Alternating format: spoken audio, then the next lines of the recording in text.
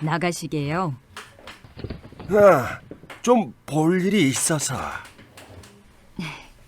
이거 가지고 가세요. 너무 많아. 아직 남은 돈도 있는데. 많기는요. 오늘 밤은 나가 계시는 시간이 길 텐데요. 민노인은 손님이 올 때마다 자리를 비워주었으면 하는 아들 레위에게 처음에는 증오를 보내기도 하였다. 민노인의 그런 억하심정이 외출을 통해 나름대로의 기쁨과 일종의 해방감을 확인하는 것으로 바뀐 건 그날 밤의 사건 이후부터였다. 그날의 초청객들은 아들의 고향 친구들이 주축을 이루었다. 민노인은 자기 방에 찾아와 인사를 하는 친구들에게 대강은 아는 척을 해주었다. 그러나 일이 터진 건 그 다음이었다.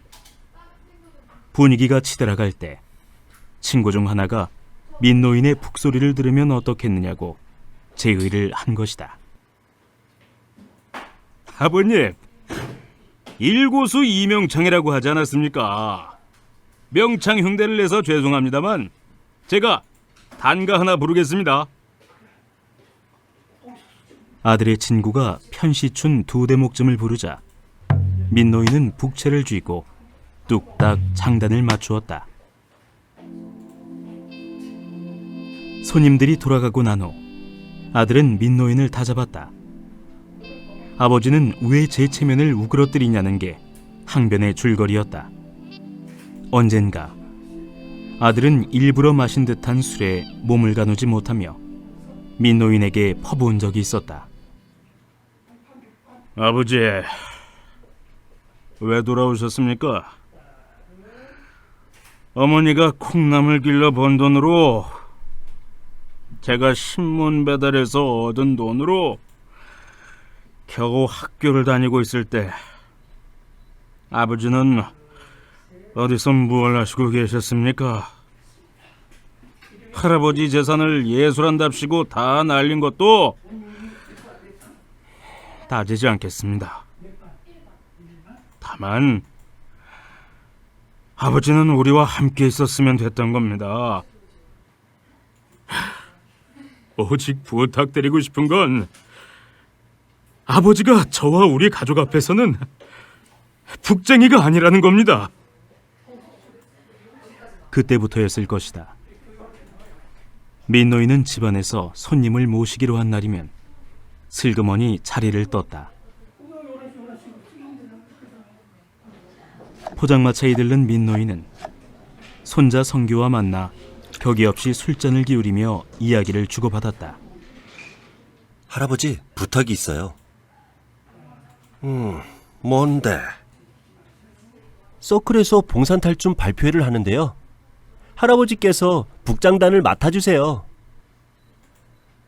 그건 나와 번지수가 달라. 해본 적도 없고. 더구나 네 애비가 알면 큰일 난다. 저하고 비밀만 지키면 되잖아요. 이런 말씀 드리기는 못하지만 제 딴에는 모처럼 할아버지께서 신바람 내실 기회를 드리자는 의미도 있습니다. 글쎄다. 잘하는 짓인지 모르겠다. 전 할아버지의 그런 태도가 싫습니다. 사람마다 할 일이 있고 할아버지의 할 일은 북을 치는 겁니다.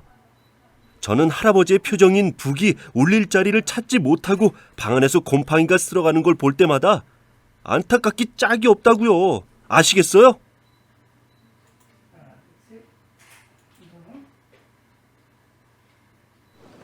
포장마차를 다녀온 이튿날, 성규는 다음날 학교에서 만나자고 민노인에게 통고를 해왔다. 성규의 대학에 찾은 민노인은 낯선 장면과 마주쳐 어리벙벙하였으나 북을 두드리는 동안 무색함은 서서히 사라져갔다.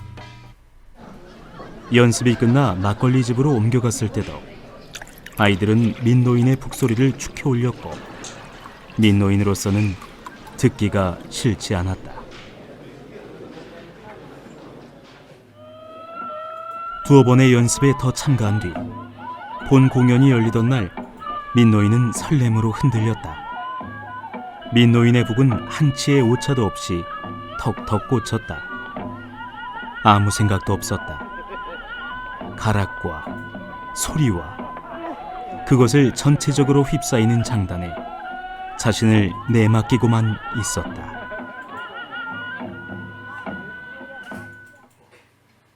다음 날 민노인이 대학에서 북을 친 사실을 알게 된 송 여사는 민노인의 면전에 한숨 섞인 물음을 던졌고 이 사실을 퇴근한 남편에게 말하였다.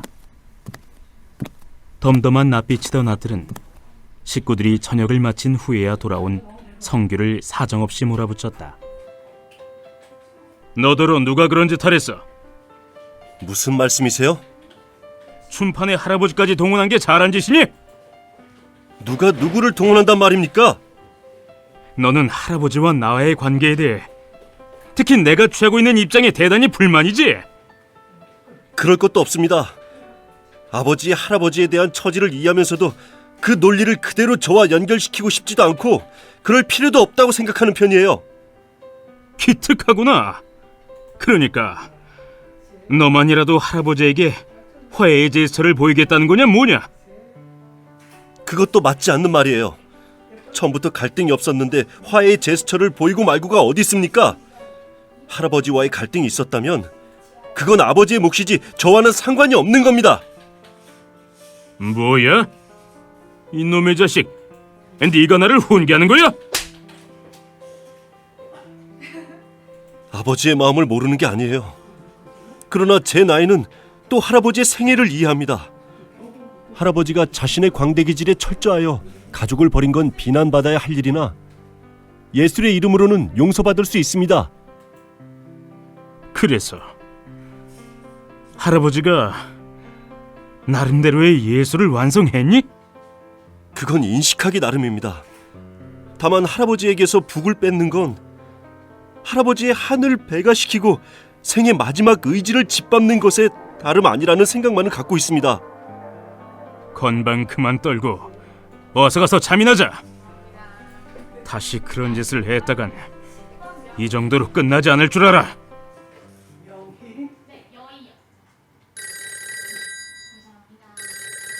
정작 일이 크게 터진 건 그런 일이 있은 지 일주일쯤 후였다. 뭐라고? 우리 성규가 데모하다 잡혀갔다고? 이 일을 어쩌지? 이 일을 어떡한다지?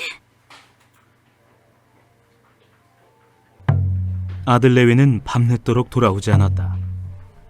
양주를 조금씩 홀짝거리던 민노인은 자연스럽게 북채를 잡았다. 북소리를 듣고 들어온 수경이는 민노인 옆으로 다가앉았다. 수경아, 네 오래비가 붙들려 간 게 나나 이 북과도 관계가 있겠지? 무슨 상관이 있겠어요. 그보다도 궁금한 게 있어요. 오빠는 할아버지의 북소리에 푹 빠져 있고 솔직히 저는 잡음으로만 들려요. 그 차이는 무엇일까요? 아무래도 그 녀석이 내 역마살을 닮은 것 같아. 역마살과 데모는 어떻게 다를까? 할아버지, 지금 무슨 말씀하고 계세요? 제 말은 들은 둥 만 둥 하고요.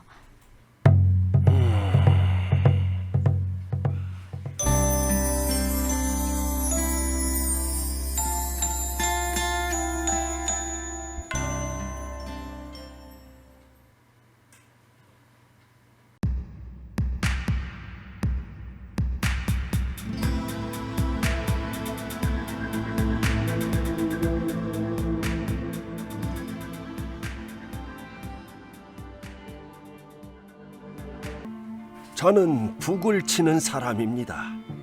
지금도 북을 치면 없던 힘이 새록새록 솟아나고 제 자신이 북소리에 빠져드는 기분이 듭니다.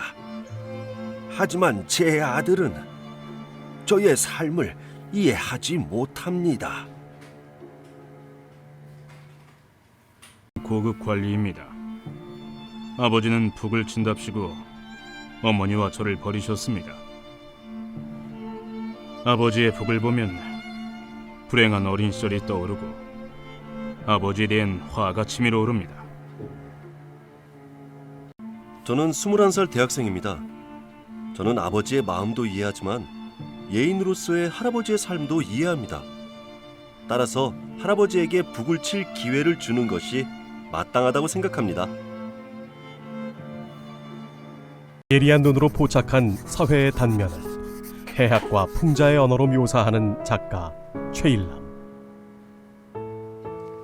그는 1900년대 후반 급격한 산업화와 도시화로 생긴 농촌과 도시의 간극, 그리고 그 시대 소시민의 삶을 비판적이면서도 온건한 태도로 그려냈다. 최일남 작가는 1953년 문예에 발표한 쑥 이야기를 시작으로 1956년 현대문학에 파양이 추천되어 문단에 데뷔했다. 둘 다 전쟁 이후 피폐하고 암울해진 농촌 사람들의 삶과 애환을 다룬 작품이다. 그러나 최일남은 등단 이후 기자의 삶을 시작하면서 경향신문과 동아일보의 문화부장을 역임하는 등 바쁘게 일하느라 작품 활동은 활발하게 하지 못했다. 그러나 이때의 경험은 현실을 꿰뚫어보는 투시력과 사회의 비리를 파악하는 힘을 길러주었을 것이다. 세월의 흐름을 타고 최일남 소설의 무대는 점차 도시로 옮겨왔다.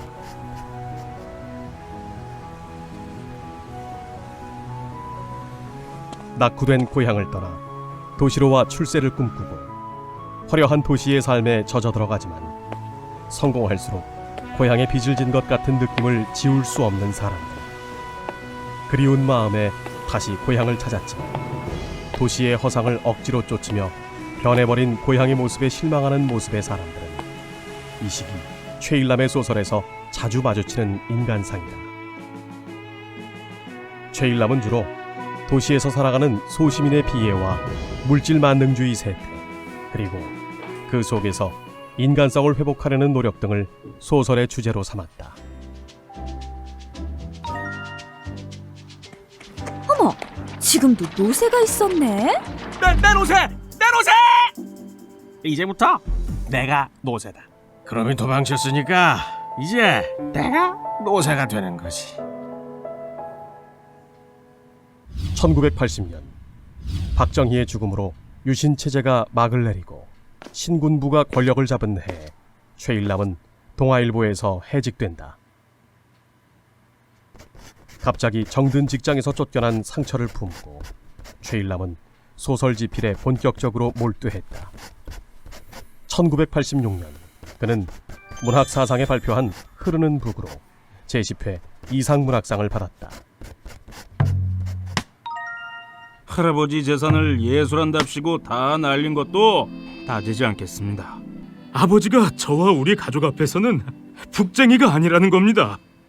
서클에서 봉산탈춤 발표회를 하는데요. 할아버지께서 북장단을 맡아주세요. 네 애비가 알면 큰일 난다. 너더러 누가 그런 짓 하랬어? 할아버지와의 갈등이 있었다면 그건 아버지의 몫이지 저와는 상관이 없는 겁니다. 최일남은 1900년대 후반 사회 격동기의 갈등과 모순을 비판적으로 바라봤지만 그 모습에 대한 묘사는 결코 공격적이거나 냉소적이지 않았다. 사회의 부조리와 지식인의 위선, 정치 권력의 횡포와 언론의 무기력함 등은 풍자와 역설의 문체로 비판하였으나 소외된 인간들의 모습에는 늘 따뜻한 관심을 가졌다. 이것은 그가 비판하는 지식인으로서의 우월감에 젖지 않고 겸허한 마음을 지닌 냉철하고도 인간미 있는 작가임을 말해준다.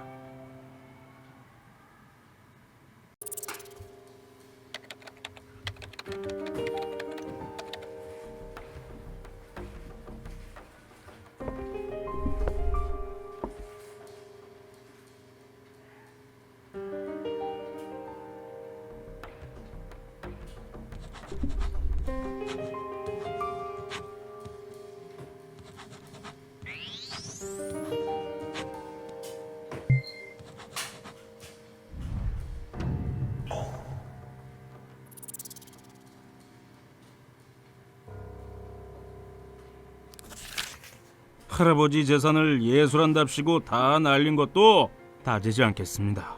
아버지가 저와 우리 가족 앞에서는 북쟁이가 아니라는 겁니다.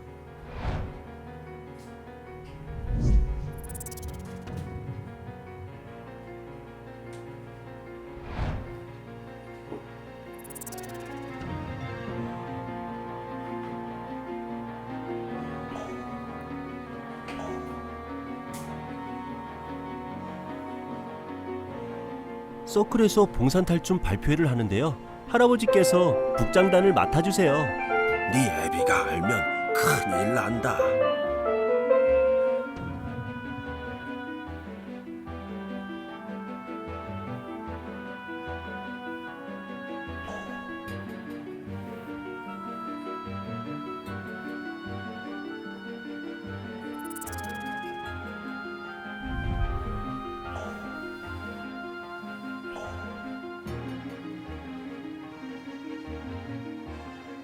너더러 누가 그런 짓 하랬어?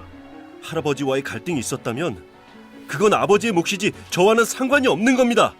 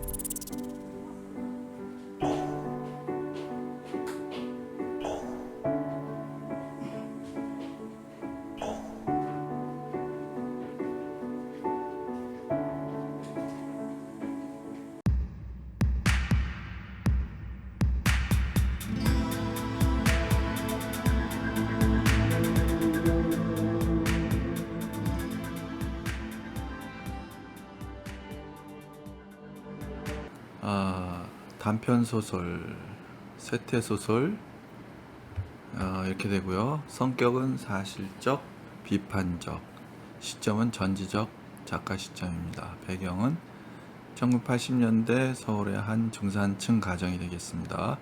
제재가 북이고요. 주제는 예술론과 인간의 본원적 삶에 대한 세대 간의 가치관 차이. 특징은 중심 소재를 통해 세대 간의 갈등 양상을 보여준다. 이고요. 갈등의 해소를 제시하지 않음으로써 여운을 준다. 이겠습니다. 자, 그 다음에는 전체 구성을 보겠습니다. 전체 구성은 발단, 전개, 위기, 절정, 결말 이렇게 되겠죠. 네. 자, 그러면 여기에 나오는데 교과서 내용은 절정에서 결말보다 그랬죠.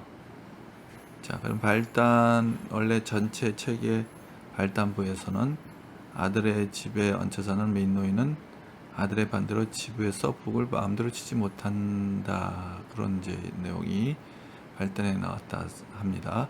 전개는 민노인은 민성규의 부탁으로 탈춤 공연에서 북장단을 맡기로 하는 그런 얘기가 나오죠.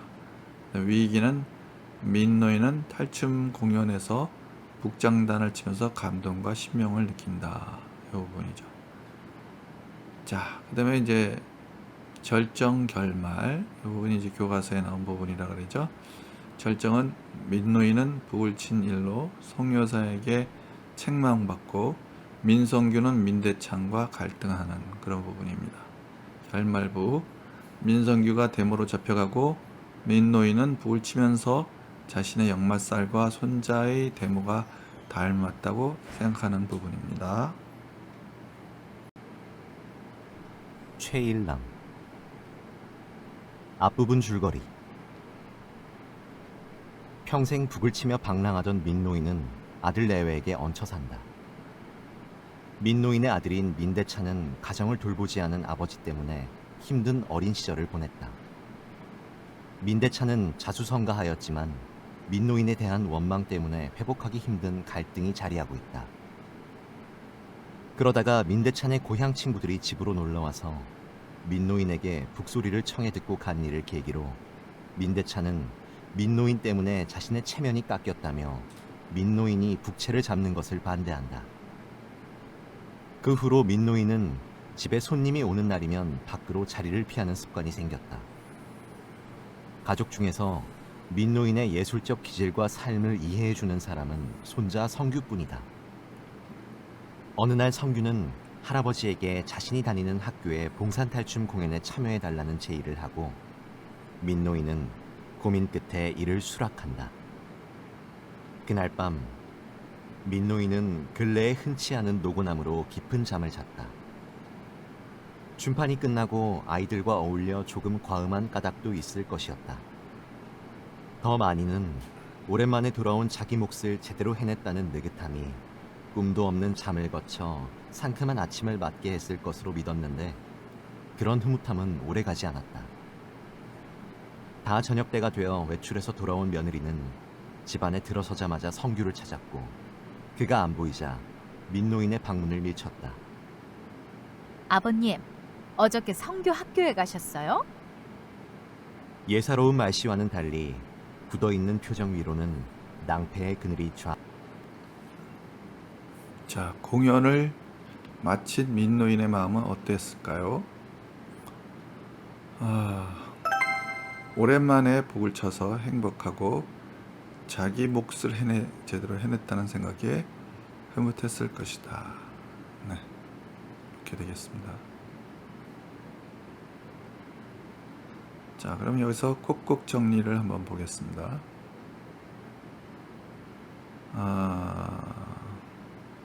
등장인물의 특징이 나왔는데요. 북치는 것에 대한 열정을 지니고 있지만 아들 때문에 숨기고 살고 과거에 북을 치며 떠돌아다니느라 가정에 소홀했고 지금은 아들에게 얹혀 살고 있다. 자, 민대찬, 민노인의 아들로 가정을 돌아보지 않았던 아버지 때문에 힘겨운 어린 시절을 보냈다. 현실적 가치와 체면을 중시하여 민노인이 북치는 것을 싫어한다. 자, 민선규, 민노인의 손자이며 대학생으로 대학교 동아리 탈춤반에서 활동하고 있다. 민노인과 민대찬의 갈등을 이해하고 있으며 할아버지의 예술론을 존중하고 대모를 하다가 잡혀가게 된다. 송여사, 민노인의 며느리로 체면을 중시하여 민노인이 북을 치는 것을 못마땅하게 생각한다. 민선규가 데모를 하다가 잡혀가자 이를 민노인의 탓으로 여기고 그를 원망하는 눈치를 보인다. 금방 대답을 못하고 엉거주춤한 형세로 며느리를 올려다보는 민노인의 면전에서 송여사의 한숨 섞인 물음이 또 떨어졌다. 북을 치셨다면서요. 그랬다. 잘못했니? 우선은 죄인 다루듯 하는 며느리의 힐문에 부하가 꾸역꾸역 치솟고 소문이 빠르기도 하다는 놀라움이 그 뒤에 일었다. 아이들 노는데 구경 가시는 것까진 몰라도 걔들과 같이 어울려서 북치고 장구치는 게 나이 자신 어른이 할 일인가요? 하면 어때서? 성규가 지성으로 청하기에 응한 것뿐이고 나는 원래 그런 사람 아니니 이번에도 내가 니들 체면 깎았냐? 아시니 다행이네요. 송여사는 후닥닥 문을 닫고 나갔다. 일은 그것으로 끝나지 않았다. 며느리는 퇴근한 남편을 붙들고 밖에 나갔다가 성규와 같은 과 학생인 진숙이 어머니한테서 들었다는 얘기를 전했다. 진숙이 어머니는 민노인이 가면극에 나왔더라는 귀띔에 잇대어 성규 어머니는 그렇게 멋있는 시아버지를 두셔서 참 좋겠다며 빈정거리더라는 말도 덧붙였다. 그런데 이상스럽게도 아들은 민노인에겐 아무런 내색을 하지 않았다. 그냥 덤덤한 낯빛이다가 식구들이 저녁을 마친 후에야 돌아온 성규를 사정없이 몰아붙였다. 너더러 누가 그런 짓 하랬어? 현관에서 신발을 벗고 한 발자국 내딛는 순간 노기를 한꺼번에 모은 호령이 그를 사로잡았다. 영문을 몰라 아버지와 어머니 쪽으로 눈알을 번갈아 돌리는 성규를 향해 이번에는 어머니가 차디차게 말했다. 잘하는 일이다. 할아버지를 끌어내지 않으면 니네들 춤파는 성사가 안 되니? 나는 또 뭐라고 하는 식의 가벼운 대응이 성규의 안면에 퍼지면서 입으로는 씩 웃음을 흘렸다. 너 날 놀리는 거니? 첫마디와 달리 착 가라앉은 아버지의 음성에는 분에 떠는 사람에게 일수 있음직한 삭지 않은 가래가 조금 끓었다.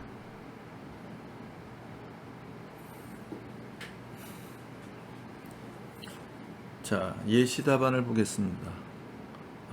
먼저 문제를 보고요. 민대찬이 송여사의 이야기를 듣고도 민노인에게 아무런 내색을 하지 않았까는 무엇일까? 공연 참여를 원하지 않는 민노인을 민성규가 부추겼다고 생각했기 때문이다. 이렇게 되겠죠?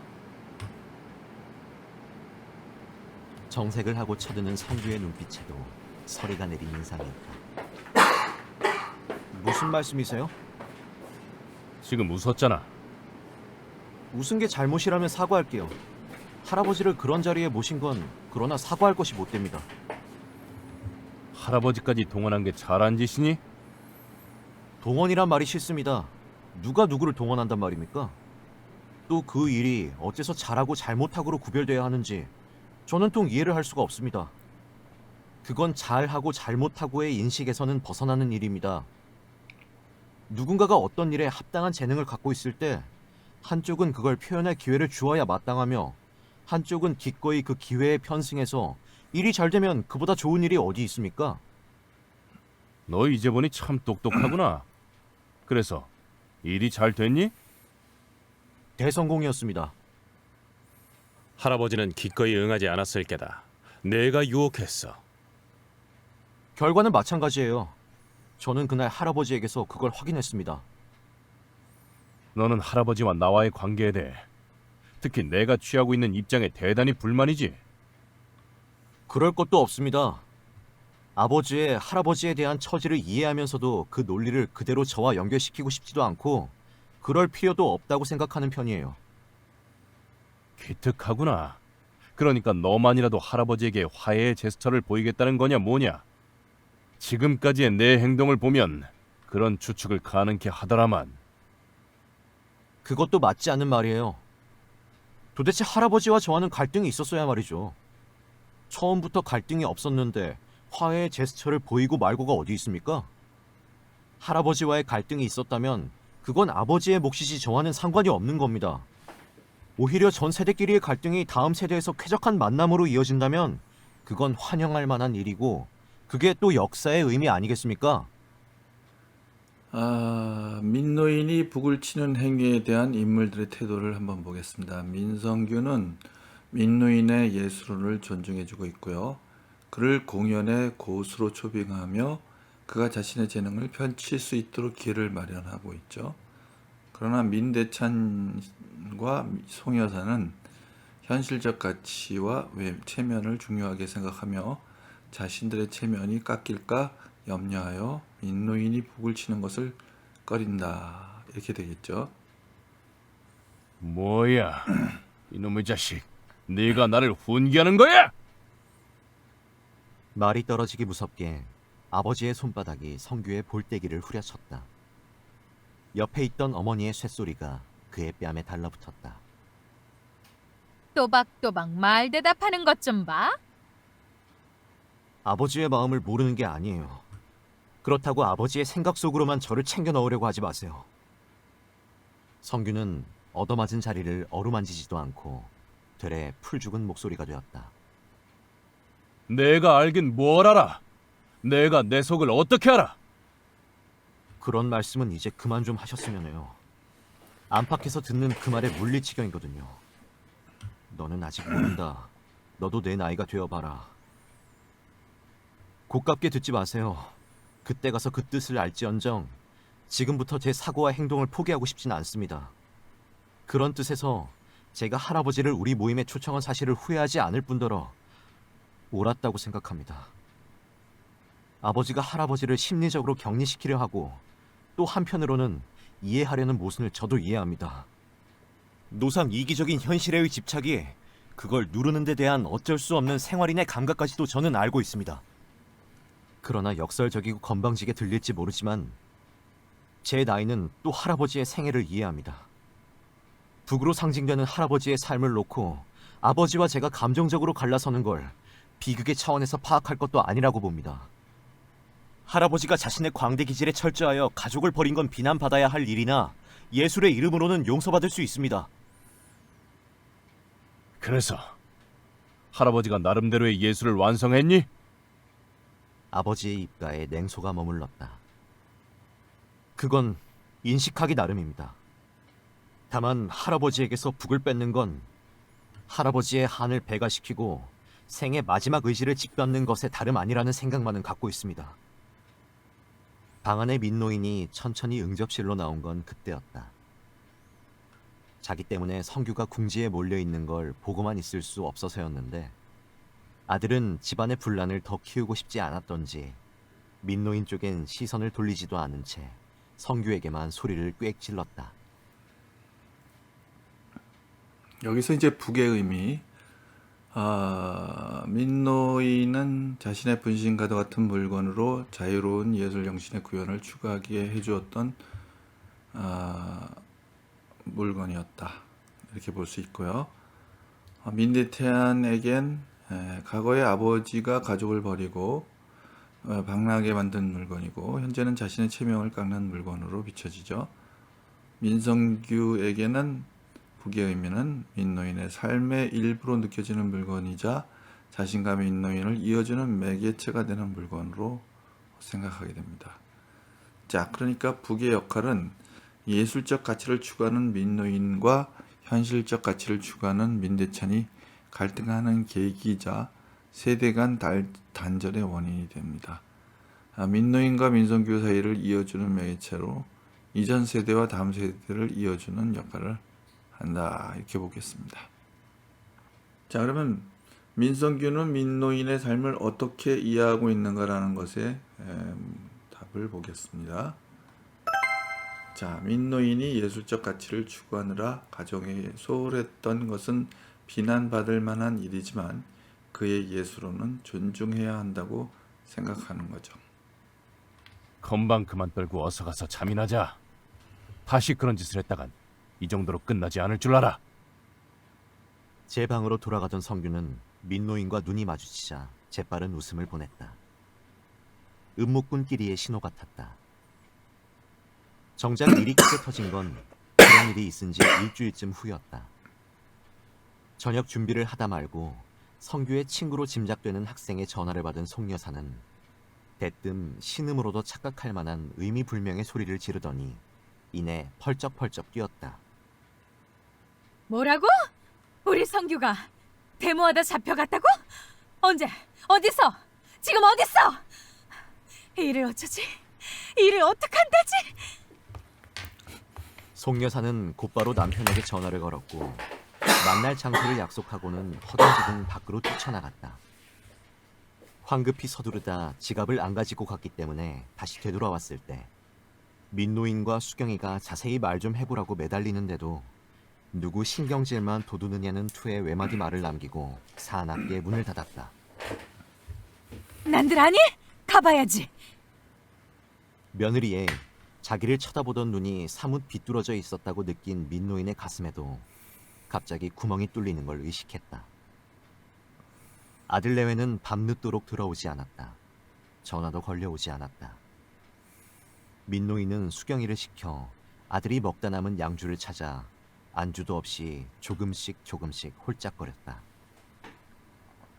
얼마나 지났을까? 식기가 야금야금 전신으로 번지자 민노인은 극히 자연스럽게 북을 껴안고 북채를 잡았다. 뚝딱 둥둥 둥둥둥 뚝딱. 북소리를 듣고 들어온 수경이는 북 한 번, 할아버지의 눈 한 번씩을 교대로 쳐다보고는 그전 모양 궁상 맞다는 타박을 하지 않았다. 오히려 다소곳이 민노인 옆으로 다가앉으며 엉뚱깽뚱한 질문을 했다.